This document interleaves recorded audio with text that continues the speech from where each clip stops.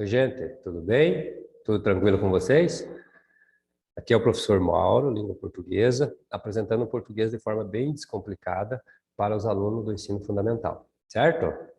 Hoje a nossa aula será sobre o uso dos porquês, né? A gente tem muita dúvida, os nossos alunos eles têm muita dúvida sobre qual das formas do porquê eu devo colocar no meu texto. Então, vou fazer aqui uma explicação breve, de 3 a 4 minutos, e espero que ajude vocês, certo? Eu só vou compartilhar aqui a minha tela, para ficar mais fácil a matéria. Então, tá aqui. Língua portuguesa, professor Mauro. Quando usar o porquê separado sem acento, ou o porquê junto sem acento, o porquê separado e com acento, e o porquê junto e com acento. Então, o primeiro deles é o porquê separado e sem acento. Sempre eu vou usar desta forma, separado e sem acento, quando for uma pergunta. Pode ser pergunta direta ou pode ser pergunta indireta. E também posso usar ele quando ele puder ser substituído pelas expressões pelo qual e pelas quais. Pela qual e pelas quais, certo? Olha um exemplo aqui, ó. São muitas as cidades porque passei. Seria a mesma coisa que eu falasse assim, são muitas as cidades pelas quais eu passei. Percebe que não muda o sentido da frase? Ou ainda, por que você fez isso? Então, aqui nós temos uma interrogação, nós temos uma pergunta, certo? Então, quando que eu uso esse tipo de porquê, separado e sem acento? Quando for pergunta. A segunda forma é o porquê junto e sem acento. Então, o porquê junto e sem acento eu vou usar sempre em resposta, ou quando ele for equivalente à conjunção explicativa pois, ou à conjunção causal, ou às conjunções causais uma vez que ou já que. Veja aqui, ó, vou dar uma explicação. Não demore, porque estou atrasado.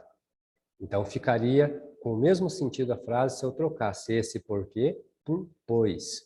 Não demore, pois estou atrasado. Estou dando uma explicação. Ou, no segundo exemplo, faltou a festa porque estava gripado. Então, eu vou trocar esse porquê por uma conjunção de causa, né? Qual é a causa de eu ter faltado à festa, né? Faltou a festa uma vez que estava gripado, ou ainda, faltou a festa já que estava gripado. Então, é a causa, né? Qual foi a causa da falta? Foi a gripe, certo? Então, quando que eu uso o porquê junto e sem acento? Em respostas, tá? O terceiro porquê é o porquê junto acentuado. Usa-se esta forma sempre que ele tiver valor de um substantivo. Em outras palavras, significa dizer que sempre antes deste porquê tem o artigo masculino o, certo? Veja um exemplo aqui, ó. Não entendi o porquê do seu choro. Então, aqui ele tem valor de substantivo, significa motivo. Não entendi o motivo do seu choro. Percebe? Então, este porquê, junto e com acento, sempre depois do o. Não esqueça disso. E o último é o porquê separado e com acento. Então, a gente usa o porquê separado e com acento no final de frase. Então, depois dele, só vai ter ponto. Veja um exemplo aqui, ó. Não fez o trabalho até agora, por quê? Então, final de frase, ó. Depois dele só tem um ponto. Tem dúvida ainda? Vamos dar uma revisadinha, então? De forma abreviada. Então, eu uso o porquê separado e sem acento em perguntas, diretas ou indiretas. Eu uso o porquê junto e sem acento em respostas, né? Eu uso o porquê junto e com acento depois do o. E eu uso o porquê separado e com acento no final de frase. Certo? Deixa eu só parar o compartilhamento aqui.